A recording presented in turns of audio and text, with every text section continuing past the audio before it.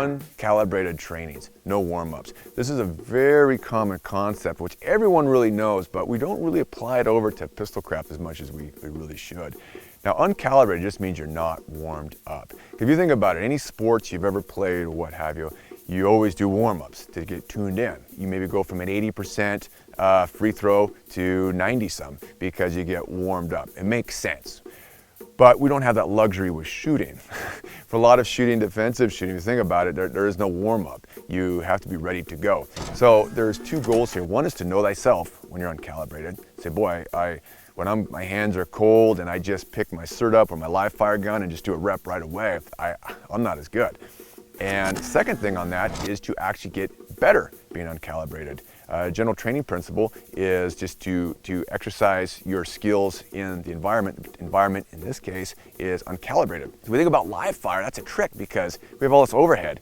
We load up our bags, we get our ammo, we go on the range, we set up targets. So let's take advantage of the cert's convenience factor and just get these short 10-second uncalibrated trainings. This means that you just pick it up, you tuck it, and you get a rep in, you put it down, 2 hours later, hour later, 15 minutes later, get another short, literally 10-second training. This means that you simply, you'll kit up real quick, you'll make sure you don't have a live fire gun on you. I'll look at a target, I'll just draw, and send it. Okay, that was a little bit slow. Evaluate, maybe do another one, or just do it in a few hours, but again, when you're uncalibrated. So let's take this concept to the range and make sure we get the most of our uncalibrated state when we're actually on the range. This is more of a bigger overarching topic with every skill set in shooting. I think one of the biggest issues I have when people go to the live fire range is they get warmed up. And my question is, why would you warm up when you really have to perform? You perform unwarmed up. I mean, first of all, don't you want to know like where you are, uncalibrated, unwarmed up? And also, don't you want to gain your skills, increase your skills when you're unwarmed up, just as we talked about in this last portion here. So I'm on the range, I'm fresh, we just got here, just set up stupid cameras to get rolling. I'm unwarmed up, I got to see where I'm at this state. So right over here, I got about 11 yards, I got a target. Let me do something a little bit different. Why don't I do an unwarmed up drill, something a little bit random.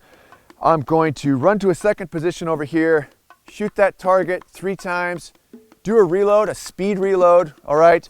And from a front pocket, see if I have deficiencies there, unwarmed up, and then do just one clean shot in the upper A zone, upper T zone, all right? So let's do this, I'm back here, gonna draw.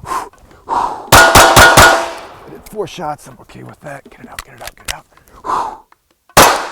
Okay, well, what did I learn from an unwarmed up state right now?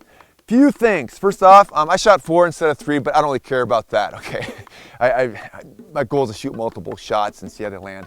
My grip felt good, felt real good. The muzzle came down consistently. I got a pretty tight little group there at reasonably good splits, probably 20/100ths of a second. I'll check film later.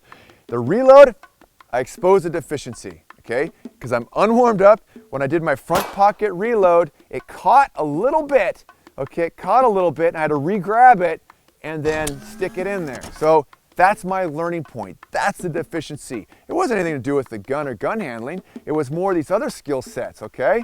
But I wouldn't have figured that out if I would have warmed up and done a whole bunch beforehand. Now let's take it off the range and get more of these unwarmed up, uncalibrated trainings.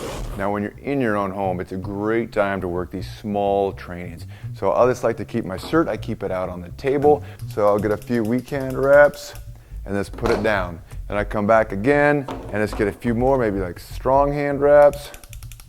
Try to get some dots and put it down. Distributed learning, real short interval training throughout my day. Of course, when you come back from the range, just get more reps in. Again, I'll say it again, we want to master the skill, not the drill. So when you're uncalibrated, change things up. Use the natural randomness of your house, of light switches, different targets and all that, so we can maximize that variability of being uncalibrated and also adapting to different target distances and sizes.